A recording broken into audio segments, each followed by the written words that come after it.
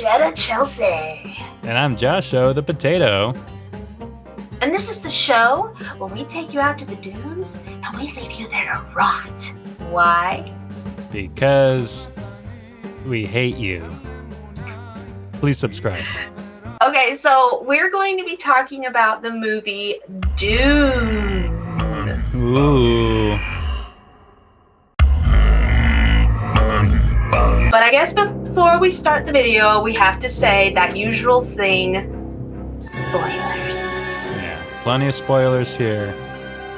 So if you don't want them, then look at this cat's booty. Get out of here! This is Joshua's fault.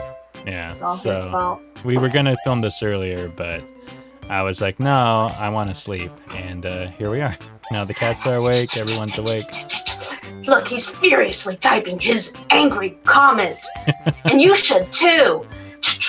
It's Don't funny. like what we have to say? Just get on that computer and you type your comment now. So, okay, so how I heard about this movie was very much like, oh my god, it's amazing. It was all over the radio. Everyone was like, it's the best movie ever. This movie's so great. It beats out the original, which was made in the, what, 70s? I think late, I don't know actually. Like, when was I the really first fact-checked myself. one? Like, we can tell you all about this movie. When was the first one? I don't know. Stop it. Get some help. I finally won. Angry commenter, get out of here. It's not your time. 1984. 1984. Okay. So, that was my doorbell. I'm gonna, can you like pause the video? Little did Chelsea know, I will never pause the Was video. that the doorbell? Yeah. This video's gonna be so choppy. That's what you think. This is gonna be one long take. Okay.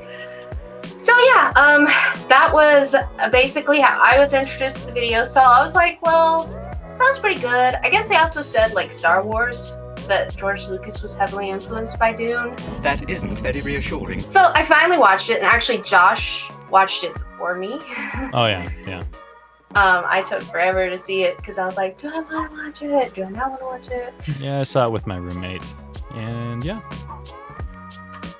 How long is the movie? It's like 3 hours, isn't it? We like don't know the basic facts. Okay, hold on. Dune 2021 runtime. I think first we should start with like the good things about the movie before we make everyone really angry. There were good things. Well, what's one thing you liked about the movie?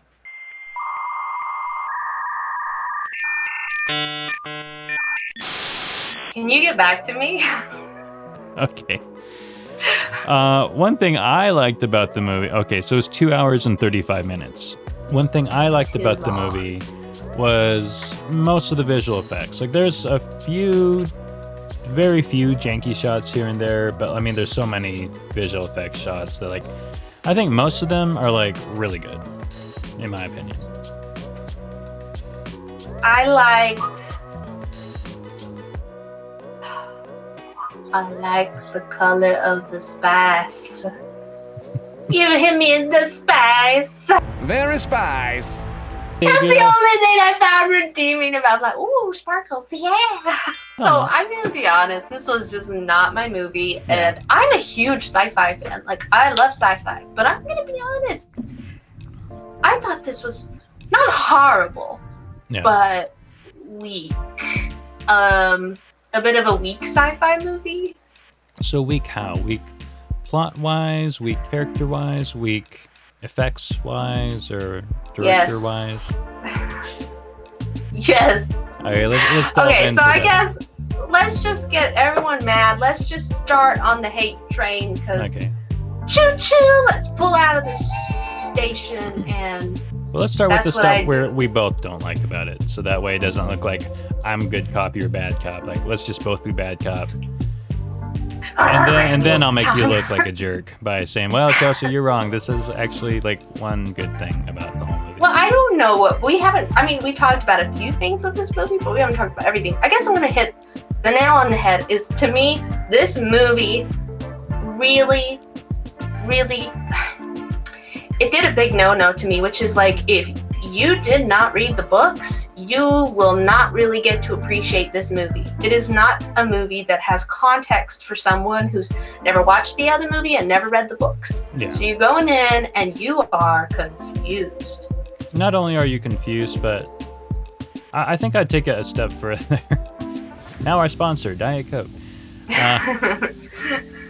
And Canadian poutine with cheese and potatoes. That's our secondary sponsor. Well, because it's cheese and potatoes, isn't it? Poutine?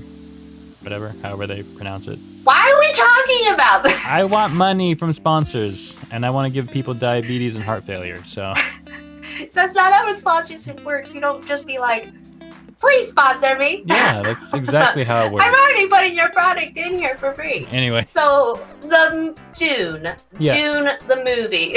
Yeah, doing the movie. So no, I would take it a step further though, to be like, if you can't, if you're a first time just witness, a first time audience member of anything Dune related, I think you should be able to have it self-contained within the movie. And if you are confused in the movie, that means the movie's leaving out essential things, and that means it's plot failing points. as a movie. Yeah. It should. Yeah, it's at least leaving out key plot points, or it's like skimming over it so fast and so quick that you're just like, what? Yeah, because like you shouldn't have to read a book to be able to enjoy a movie. They should be each complete. But I feel like the movie was kind of unfinished. Despite its like 2.5 hour runtime, it was still unfinished, is kind of how I feel. Because it's like, you know, you don't really know what's going on, why it's going on, why people are doing what they're doing. Or if you do technically know, it's like the most brief explanation, and then you're just like, okay, good enough, let's keep this trucking forward. Like, and I don't want to hear anyone saying, well, if you were smart, you'd get it. Look at us. No. We're stupid. We can't get it. The average viewer is stupid, dumb, and panicky, and you need to compensate for that.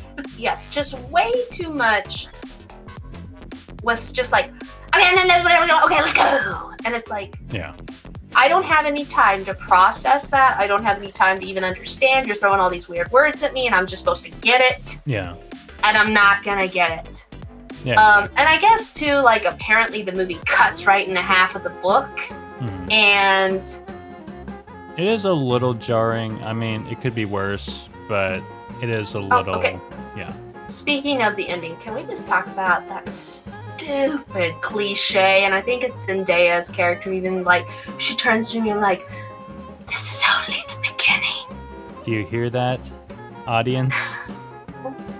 Totally I hate cliches. Is it really cliche? I think it's just more of like an obvious wall breaking.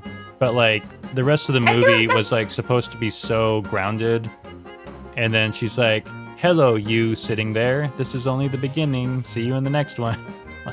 Breaking the fourth dimensional wall, but I'm pretending I'm talking to whatever his face. What is his name? Is his name like Paul? Paul, yeah. Okay, so I just have to talk about this little story because this is pretty much the only thing that Dune ever makes me think of. So, in ye olden days, I was on the interwebs, and by that I mean like a few months ago. And I remember I was joking about like, because I was trying to like pick brains for like some questions I had about writing fantasy books, whatever. And basically I was just like, yeah, I'm not going to tell you my guy's character's name, but like we'll say like, you know, Phil. And like he, like basically it was a question like, does it irritate you to have like real names in the real world mixed with fake names that are very fantasy? And everyone started joking, oh my god, we should have like a book where there's a main character named Phil or Bob, and everyone else has crazy like Lord of the Rings style names. That's what Bilbo Baggins hates! And like, it was a joke, but I literally feel like that's what Dune did. Like, they're like, and here's Paul. the main character. Paul. See, he should have been named Josho, because that's very fantastic. You know, you just might have gone, like, just go the extra length, just calling John Smith. Well, I mean, I don't know. Like, honestly, I feel like a lot of the names, though, they were I like... don't remember anyone else's names. Well, they were like... Well, no, they were drawing from different cultures, like existing cultures, you know. For example, Paul's mom was Lady Jessica. So, like, Jessica's a, you know... But why? And his dad was like Leto, like Jared Leto.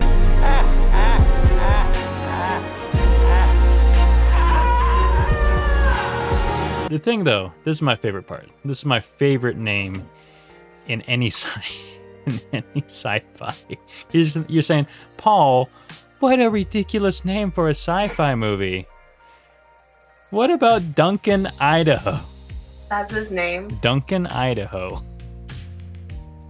No. And he's like the as in, cool like, guy. Idaho? It's Idaho.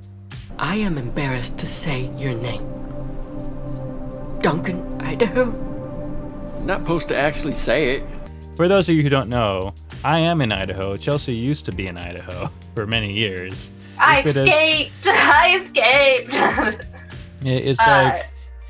It's like, oh, my name's Dylan Delaware. I'm from Wilmington, Delaware. Wilmington, Delaware. I don't know many people from Delaware. Thank you. So you were talking about the Fremen, like the native people of the planet. They actually are supposed to be based, like, actually, funny enough, a comment that some people were having was they were not Middle Eastern enough. Because in the book, it was really? like, obviously, like, they were supposed to definitely be Middle Eastern, like North African. Well, like totally stereotyping, like, oh, well, they're desert people, so they must be Middle Eastern. Yeah, well, I think it was like kind of the point of the book. I think it was supposed. I'm not sure, but I'm imagining that it's probably like a commentary on the U.S. starting wars over oil. You know, so like well, these I mean, people are like, starting I wars don't. over spice. Oh, okay, I see what you're saying. But I don't really like delving into whatever political vein is supposed to be in the storylines. But I will say kudos to the writer, the original writer, trying to, I guess, have a culture that was like not very, you know, like you don't see much like written where it's like, and they're Middle Eastern people, you know, like that's kind of interesting, of course. And so yeah, I kind of do agree with that whole thing. Like, if you're gonna go with the whole, like, and they even did have them basically dressing like Middle Eastern people, well, why didn't you just go the whole 9 yards and actually hire Middle Eastern actors, I guess? Yeah, that's the one. That was a complaint people had, and I think that's very valid. Back to the actual storyline, the plot, and the acting. Can we just talk about, like, literally the characters are so boring. What characters? What characters? I don't remember any characters in this whole movie. I'm just like, they're so boring. Like, the characters that could have been interesting, they're just like, and they're dead. Well, like I feel like Jason Momoa's character character was supposed to be like the coolest one and like the most likable one. He had potential. And like I also thought, but like he barely was like, "Hi there, I'm Duncan, Idaho. I gotta go now."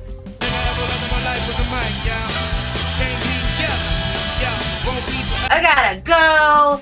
And then, like, he's like, hey, I'm back to save you all. Yeah, whoa. Oh, I died to save someone no one cares about. Like, I feel like any Which moment... is you, Phil. It's you, Phil. No one cares about you.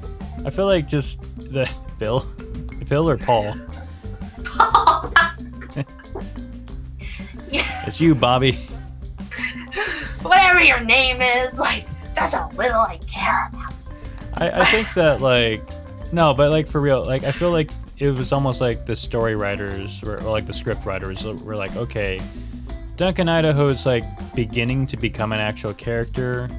Before he's even mildly interesting, we better either send him off again, off screen, or kill him, like in the story. Well, I thought the other character that kind of interested me was the woman. Dr. Liette Kynes. Remember, she takes him out, and like she's native to the planet. I don't think she was a Fremen. I am accepted in both siege and village. Yeah. And she's the one who even, like, after Duncan dies, she's also the one who's like, come on, follow me. And I'll go and walk on the dunes because don't worry, I'm a native. And I was like, okay, like her character I thought also could have been interesting. And then like, Yeah, she was definitely one of the more complex characters. And yeah, she got killed there, off. that's it. You just hit the nail on the head. This is my problem with the two characters they focus on the most, which is Paul and his mom, right? Good morning. I say good morning. So, You want more chips? No complexity. Like, I don't care what you say. There's nothing really interesting about him. Like, we already know everything about Paul before the movie's really getting into them going to the dunes. Look, I've grown up. Hug me. And like, he's gonna be the chosen one because mom had a boy and she shouldn't have had a boy, and his daddy does stuff. From what I heard about like the director, they did try to like, I don't think like really his character, but I think for the story they tried to make it a little bit more complex of like, well, okay, he's not really fit to be a savior. He's not the Messiah. He's a very naughty boy. That didn't come across. I in the didn't even movie. read. Yeah, that like the movie did not put that across at all. To me, it seemed Instead, like he was more like a waited. hesitant hero, but like I don't want to help. I'm not, worthy Hesitant? of being the chosen one. He just, I can't. It's so hard for me to put my finger on, but he's just so boring. Like, well, I don't everyone's care. boring, though. Like, Yeah, I know. I think that Like they all walk around like I have no expression. I think like the director was going for like more of a subtle acting style, but it's like too subtle that like you don't know how anyone feels, you don't know anything. Like everyone has like the same expression all the time, which is like mildly concerned. I know, like even when they were attacking him and they're burning everything down, everyone's still like, oh no, please stop that. Like no one really ever is like, speaking of characters, I want to talk about the character though that bothers me the most, Okay. and that's the doctor. Oh yeah. So we see him at the beginning, and he's all like, we're established that he's like, seems to be a pretty close family doctor friend type dude. He seems to be pretty tight with his, like, with Jessica or whatever. Like, she trusts him and everything. And he's even, when he talks to Paul, and Paul's gonna go see that older woman who's like, oh, mystical or whatever. He even tells him, hey, just to give you a piece of advice, like that order, beef is like, they're out for themselves. They don't care about your best interest.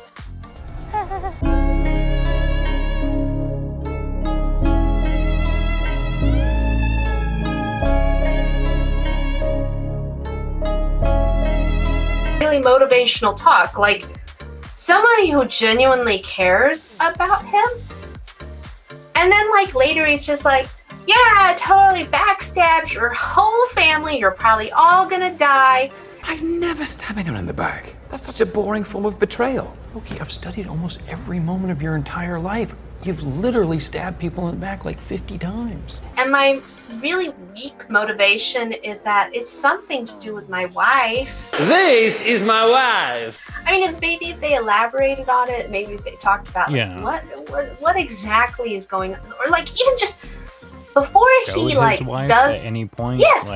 Like literally before the backstabbing happens, they should have foreshadowed it with like what is happening to his wife, so that we kind of like can sympathize and like maybe like kind of maybe wonder if something's gonna happen with that. But it's just like so like because of my wife. Well, it seems like it's kind of tacked on. Like it's like, well, we want to have a betrayal. And how are we gonna get these guys to like? Yeah, like why does he betray die? though? I don't know. His wife. This is my other wife. And of course, as usual, he's like, "Oh, I trust the bad guy to keep his word." Oh my God, he's killing me. Yeah. But it's okay. I redeemed myself. I gave the daddy guy Like a tooth like with a chemical. Like a super fart mouth.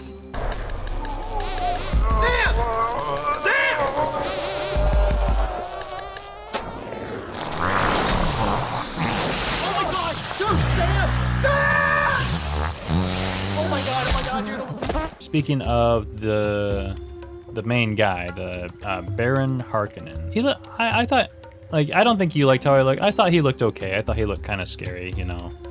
Not like the most terrifying. Like a 5-year-old. Oh, that's wonderful. What is this cheese? But, like, I don't know. He looked like a little bit, you know, spooky, I think. Definitely better than, like, the 1984 Dune.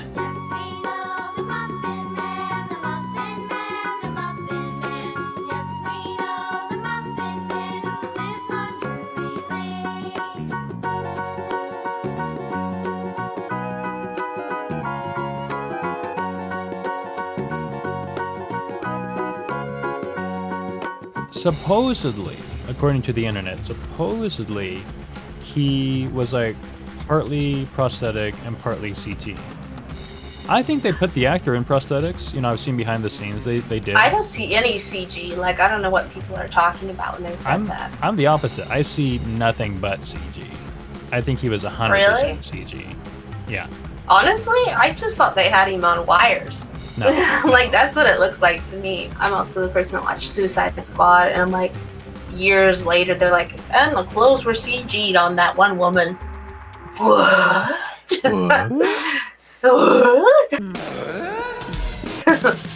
So I'm probably not the best person to be like, CG, I know it when I see it. I just know bad CG. Been watching a lot of Corridor Crew, so I'm like, oh yes, I'm a master. I don't know. Well, and let's just be honest, like, and you're gonna notice this a lot. You at home, the one that's viewing this because you have nothing better to do with your life.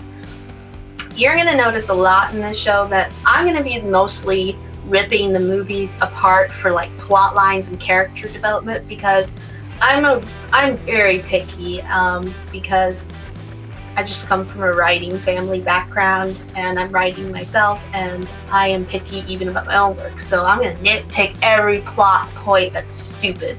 But Joshua is our like special effects, like, oh, they got that right.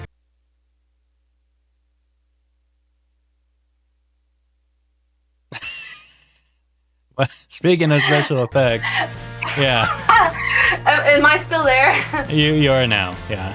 I was gonna be like, But this special effect crapped out, and like we have you on a green screen, and then you just go black. It's like perfect timing. But yeah, so Joshua is our special effects guy, and like the cinematic stuff. That's him. Yeah, visuals related stuff. Yeah.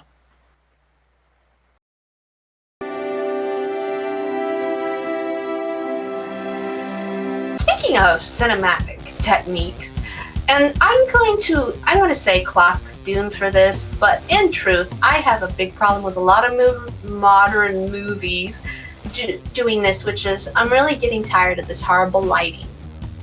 What I mean by that is everything, a movie does not take into consideration that you're at home watching it. They're like, oh, you're in a cinema that's like blacked out, no windows, so you can watch this movie. But if you're at home and it's just everything's so dark on screen, you're just like, yeah, exactly. okay, I kind of want to watch this in the day, and you're never going to get rid of sunlight completely, even if you close all your blinds and everything.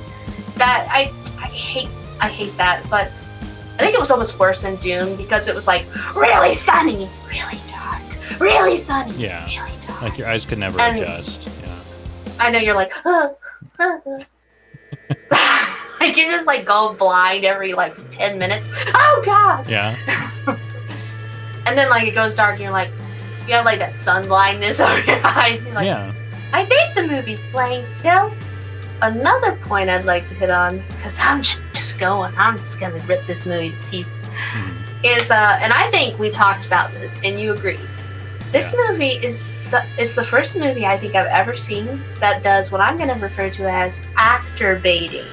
Oh yeah. Which is they're like in the like previews or whatever, they're all like, yeah, and Zendaya's in this, and Jason Momoa, and I forget his name, but the guy who plays Drax, Yeah. And we know those really popular actors right now. Someone's like, oh, here's my money. And they're barely even in the movie.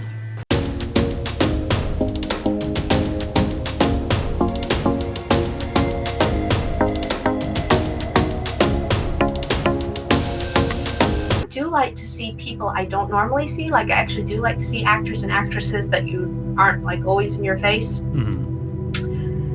If they can act. and that was only my major problems. They're like, well, we did do that. We put people you've never seen before. I'm like, yeah, but did you make them interesting to watch? Yeah. I think like so the it's only like, one who was, he's not like a huge actor, but like, I think he was okay. Was the guy who like played the main bad guy, Baron Harkonnen. I forgot the how could you actor's- tell? He was even barely in it. Yeah, that's true. But I forgot the actor's name, but he played Bootstrap Bill. You look good, Jack. That was that guy. Yeah, it was the same guy. Oh, now that you're saying that, I do recognize the voice, yeah. I guess his name is Stellan Skarsgård. Skarsgård, that sounds familiar. Well, I think one of his sons means was nothing to me. the clown in it.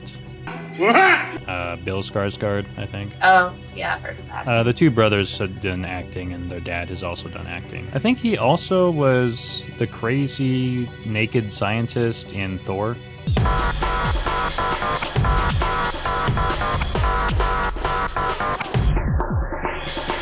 I don't think I really have too many more points to hit on this. Honestly, I could probably keep going all day if I was really gonna nitpick, but at that, it gets a point that it's like, For me, like I said, I'm very visually driven, but even for me, like I couldn't be visually compelled by this movie because like the characters were so bland and the story was so confusing. Like you could the characters barely... were bland, the plot was choppy. Yeah, and like if you really, really paid attention, like you could kind of understand the basics of what's happening, but only the basics. But you knew how those suits worked. They really made sure of that. Yeah. Like, for example, it's like watching a Batman movie but like you have no idea who Batman is, like nothing. And it's like, okay, well, why is he dressed up like a bat and why is he beating up these criminals? And he's like, bad childhood. And that's it. That's all you're ever told for the whole movie. Like, you get the gist, but it's like... It's like, okay, but like, why a bat? What happened? Did you notice, like, this is one of those things, it's just, like, irritating to me, because I feel like it's so annoyingly, like, uncreative, but the Fremen, right? Mm-hmm. You realize that, like, if you just added one more letter, it would be Freeman. Oh. So it's like, the writer just took out and he was like, yes, they're the Fremen. I can smell you. I actually didn't think about that, honestly. It's like really, that's like literally the first thing I thought. Maybe that's because that's my own, like, I'm guilty of that writing technique where I'm like, because it's basically subliminal messaging. So actually, I'm not even gonna clock that really. Like, it's kind of clever if you think about it, because it's subliminal messaging, because he wants you to think of that. Think about it. Think about it. They're the free people. They're the people who are like fighting back and everything. So he takes that term that we know, free men, and then he takes away an E, Fremen. Yeah. And like subconsciously, you pick that up. Maybe they are a matriarchal culture. So if you take away the FR, it's women. That should be our outro. Woo! And I don't know. Give him the spice. Yeah. Alright, so it's time for us to rate this sucker. Yeah. Honestly, I only give this 2 sandworms out of 5. I would give it... Okay, I'll split up into 2 sections. Visually, from a director and a special effects, like cinematography, all that, I would actually give it like a 4.5 out of 5. Maybe even a 5 out of 5. Like, I think there's problems with it, but it's definitely the strongest thing I've seen visually for a long time. As a story, I'm gonna be really mean, but as a story, I'm gonna give it 1 out of 5. Like, it just... So you give it 1 for the story, and how much for the visual effects? Oh, let's say 4.5. That's about it. Sandworms, do the sandworm, do the sandworm, do the sandworm. That's what they should have done when they arrived on Dune. Like, you know how when you go to Hawaii and you